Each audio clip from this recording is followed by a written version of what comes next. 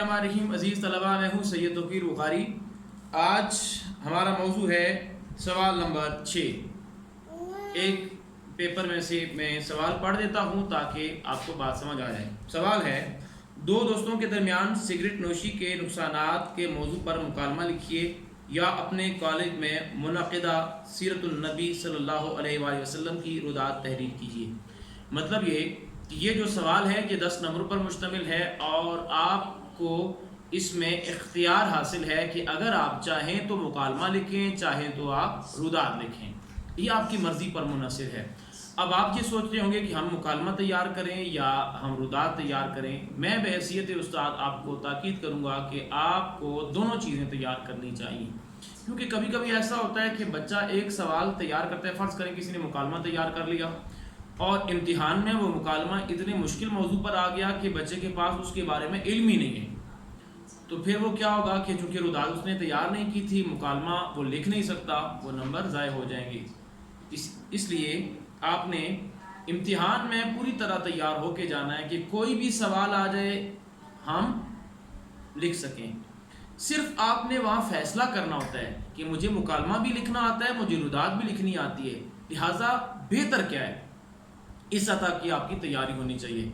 तो अगर इस सतह की तैयारी है तो मैं आपको कहूँगा कि आपने मुकालमे का इंतखाब करना है।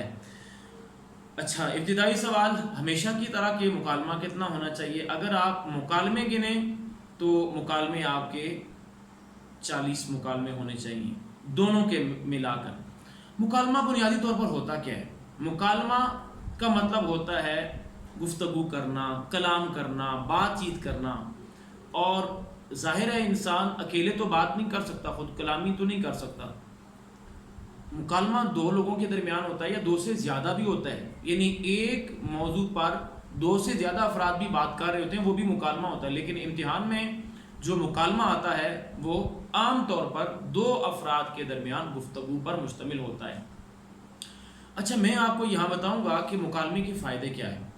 मुकालमे का फ़ायदा ये है कि आप जब लिखते हैं ना अस्सलामु अलैकुम, तो ये एक मुकालमा है। दूसरा कहता है वालेकुम अस्सलाम, ये एक मुकालमा है। अब आप अगर इस पर गौर करें तो फ़र्ज़ करें अगर हम मुकालमे का इंतखाब करते हैं कि एक सब्ज़ी फ़रोश और एक गाहक के दरमियान मुकालमा। सब्ज़ी फ़रोश और गाहक के दरमियान मुकालमे में गुफ्तगू का आगाज़ सलाम से होगा।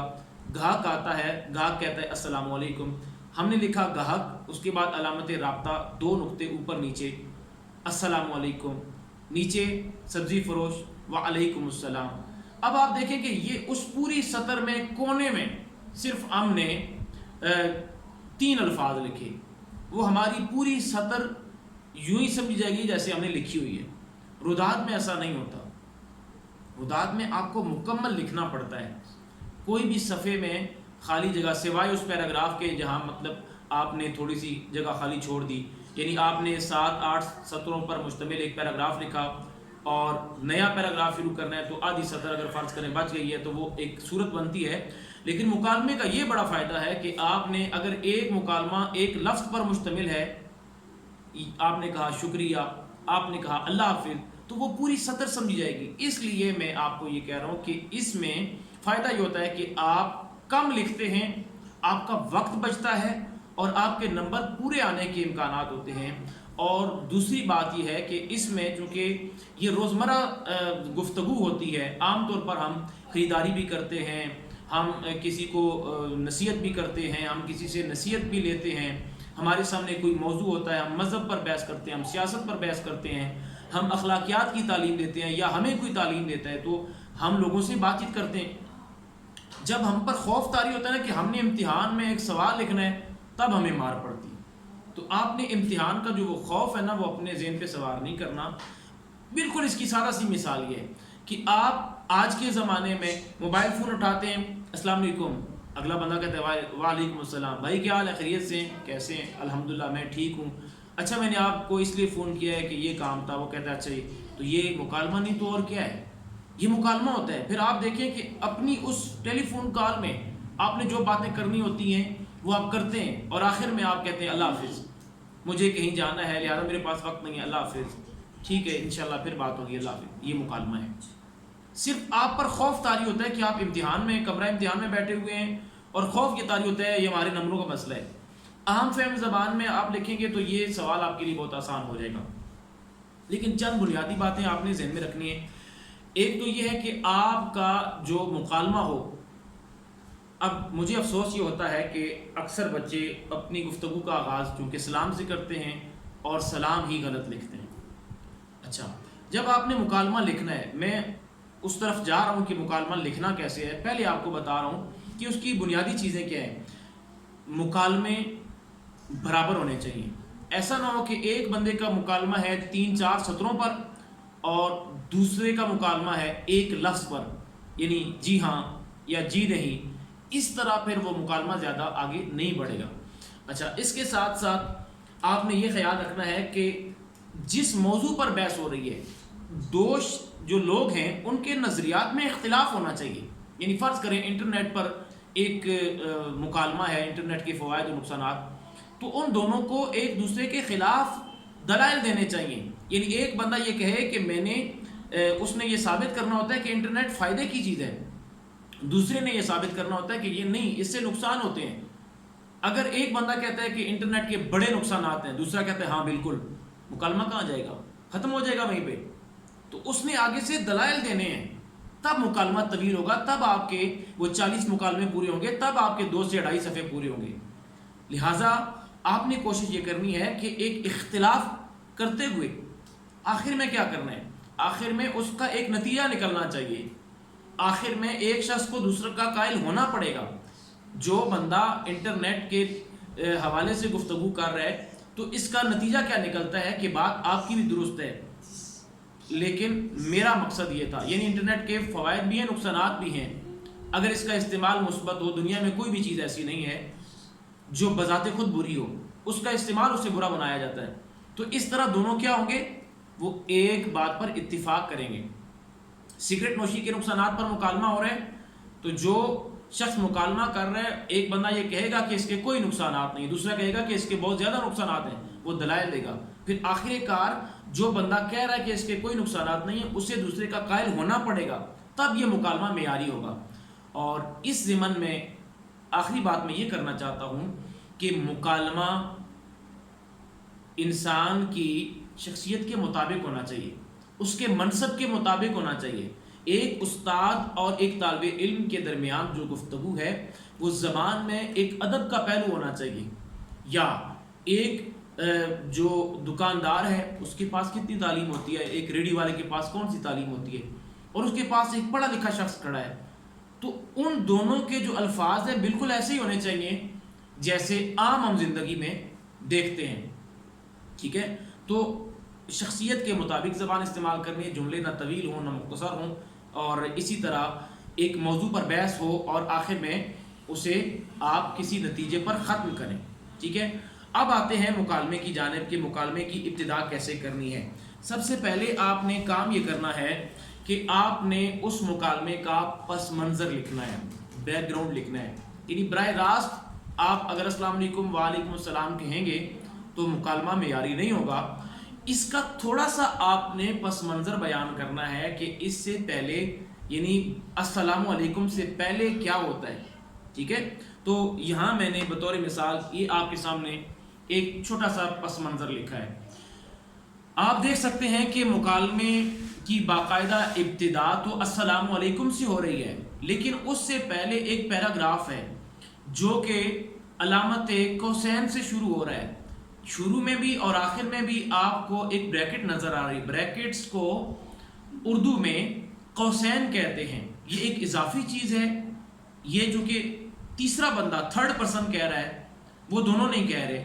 لہٰذا جو دیکھنے والا ہے، جو مکالمہ بیان کرنے والا، یہ اس کی تحریر ہے، اس لیے ہم اسے قوسین میں لکھ رہے ہیں.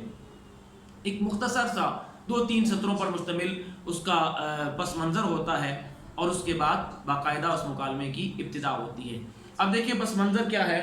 ایک سبزی فروش نے ٹوکریوں میں سبزی سجا رکھی ہے اور ان کو تازہ رکھنے کے لیے ان پر پانی کا چھڑکاؤ بھی کر رہا ہے. اتنے میں ایک گاہک آتا ہے اور سبزی فروش سے یوں مخاطب ہوتا ہے. ہر مکالمے کا پس منظر مختلف ہوگا. जैसा मुकालमा होगा वैसे आपने उसकी तहरीर बना लेनी है। अब जहाँ से मुकालमे का आगाज़ हो रहा है, मैं अब आपको एक मुम्तहिन की नज़र से बता रहा हूँ। आप करते क्या हैं, जिस तरह यहाँ लिखा हुआ है कि गाहक सब्ज़ी फरोश के पास आता है और गाहक सबसे पहले आके कहता है अस्सलामु अलैकुम। अब ये एक मुकालमा शुरू हो गया। इसी तरह जो सब्ज़ी फरोश होता है वो आगे से जवाब देता है वालेकुम अस्सलाम। अब मैं यहाँ आपको लिख कर बताता हूँ, अस्सलामु अलैकुम तो लिख दिया, अब ये मैं वालेकुम अस्सलाम भी लिख रहा हूँ। इसे अजीज तलबा आपने गौर से देखना है, गौर से देखें कि मैंने कैसे लिखा अस्सलामु अलैकुम, मैंने कैसे लिखा वालेकुम अस्सलाम। बहुत सारे बच्चे, यानी मैं अगर अपने तदरीसी तजर्बे के हवाले से बात करूं तो कोई क्लास ऐसी नहीं होती जिस क्लास में अगर 20 बच्चे बैठे हुए हैं तो 20 बच्चे अस्सलामु अलैकुम और वालेकुम अस्सलाम ऐसे ही लिखते हैं। ये मैं बड़े दावे के साथ कह रहा हूँ। अजीबो गरीब अंदाज में मुख्तलिफ सूरतें होती हैं। मैं यहाँ आपको लिख के बता देता हूँ कि कैसी कैसी गलतियाँ आप लोग करते हैं। अब इसका नुकसान क्या होता है, अगरचे आप गलत लिखते हैं उसके नंबर तो नहीं कटते, यानी फेडरल बोर्ड की तरह यहाँ नंबर तो नहीं कटते, लेकिन असर बुरा ज़रूर पड़ता है। इसी तरह जब कोई भी बंदा जो पेपर देख रहा है वो कहता है भी इस बच्चे को अगर सलाम लिखना नहीं आता तो ये मुकालमा क्या लिखेगा, इतना अरसा हो गया इसको पढ़ते हुए। ये देखें मैंने दो इसकी गलत सूरतें लिख दी हैं, इस्लाम लिखते हैं और आगे अलैकुम लिख देते हैं। अस्सलामु अलैकुम होता है, अलिफ लाम होता है, और फिर जब हम कहते हैं ना अस्सलामु अलैकुम तो ये जो मीम के ऊपर पेश होती है वो पढ़ी जाती है। हम क्या करते हैं, हम वाव लगा देते हैं अस्सलामु अलैकुम, क्योंकि यहाँ से वो कहते हैं ना कि first impression is the last impression. आपका पहला तासुर इतना बुरा जाता है कि इसको सलाम लिखने का नहीं पता, ये मुसलमान है, अस्सलामु अलैकुम लिखना नहीं आता। तो वो जो मुम्तहिन होता है वो मनफी एक तासुर के साथ आपका मुकालमा देखता है। लिहाजा अपनी इब्तिदा सही करनी है, इन चीज़ों का आपने ख़ास ख्याल रखना है। अब चंद बातें रुदाद के हवाले से कि रुदाद एक कहानी का नाम है, आंखों देखा हाल है, एक कैफियत का नाम है। आपने कोई भी चीज़ देखी उसे अपने लफ्ज़ों में बयान कर दिया। आप क्रिकेट मैच देखने जाते हैं, आप सैर करने के लिए जाते हैं, आपके कॉलेज में तकरीब होती है, जलसा तकसीम नमाज होता है, योम इकबाल मनाया जाता है, कायद डे मनाया जाता है, योम पाकिस्तान मनाया जाता है, और इसी तरह कई ऐसे जलसे होते हैं। आपके कॉलेज में मुशायरे होते हैं, सीरतुन नबी की तकरीब होती है। ये सारी वो चीज़ें हैं जो आप देखते हैं, आपने उसे कहानी के अंदाज में बयान करना होता है। आप कहीं सफ़र पर गए तो आप वापस आए, घर वालों को बताया कि इस तरह हम गए इतने में, तो सिर्फ और सिर्फ एक कहानी की सूरत में आपने लिखना होता है। तो रुदाद निस्बतन मुकालमे की निस्बत एक मुकम्मल कहानी होनी चाहिए और उसमें मुकम्मल तौर पर आपने ये बयान करना होता है इब्तिदा से लेकर इख्तिताम तक। यानी अगर तकरीबात के हवाले से, मैं सिर्फ 2 जुमलों में बात ख़त्म कर रहा हूँ, अगर तकरीबात के हवाले से है, कोई भी तकरीब हो, उसमें आपने बताना है कि हर साल की तरह इस साल भी फ़लाँ तारीख को फ़लाँ दिन ये तकरीब मुनक़िद की गई, फ़लाँ उन्वान से जलसा मुनक़िद किया गया, जलसा तक़सीम नमाज़ या जो भी है या मुशायरा है। उसमें फिर आपको पता है कि उसमें सबसे पहले तो उस कॉलेज को सजाया जाता है और सजाने के लिए तलबा जो शुक्रोश से उसमें हिस्सा लेते हैं, जब वो दिन आता है वो पूरी तैयारी के साथ कबल अज़ वक्त जाते हैं और नशस्तों का इत्माम होता है, मेहमानों को मखसूस नशस्तों पर बिठाया जाता है, मेहमान खुसूसी की आमद होती है, उसे स्टेज पर मदू किया जाता है, तिलावत कलाम इलाही होती है, नात रसूल मकबूल होती है, तकरीरों का सिलसिला होता है, और अगर मुशायरा है तो उसमें शायर आते हैं, अगर सीरतुन नबी है उसमें असातिज़ा तकरीरें करते हैं, तलबा तकरीरें करते हैं। तो ये सारी चीज़ें उस रुदात का हिस्सा होती हैं। फिर आखिर में सदर महफिल का खिताब होता है, उसकी तकरीर होती है, वो बच्चों को पैगाम देता है, उस दिन की अहमियत बताता है, और जब आखिर में उसकी दुआ होती है, और अगर दुआ ना भी हो तो उसके बाद फिर तमाम जो हाज़रीन होते हैं, जो मेहमान होते हैं, उनके लिए चाय का इंतज़ाम होता है। इसी तरह आप सफ़र पे जाते हैं तो आप बाकायदा तैयारी करते हैं, रास्ते में आप कुछ जगहों पे ठहरते हैं, वहाँ की मंजर निगारी آپ کرتے ہیں، لوگوں کو بتاتے ہیں کہ اتنا خوبصورت منظر تھا، راستے میں کوئی ایسا اہم واقعہ ہوتا ہے اس کے بارے میں بتایا جاتا ہے، کھانا کھاتے ہیں، تصویریں بناتے ہیں، اور اسی طرح یہ گھوم پھر کے واپس جب اپنے اپنے گھروں کو روانہ ہو جاتے ہیں تو یہ عید الداد ہوتی ہے. اور کیا ہوتی ہے؟ تو اسے اپنے ذہن پہ اتنا سوار کرنے کی اتنی ترتیب ہونی چاہیے، ایک مکمل کہانی ہونی چاہیے تاکہ آپ کو نمبر پورے ملیں. محنت کریں. اللہ حافظ.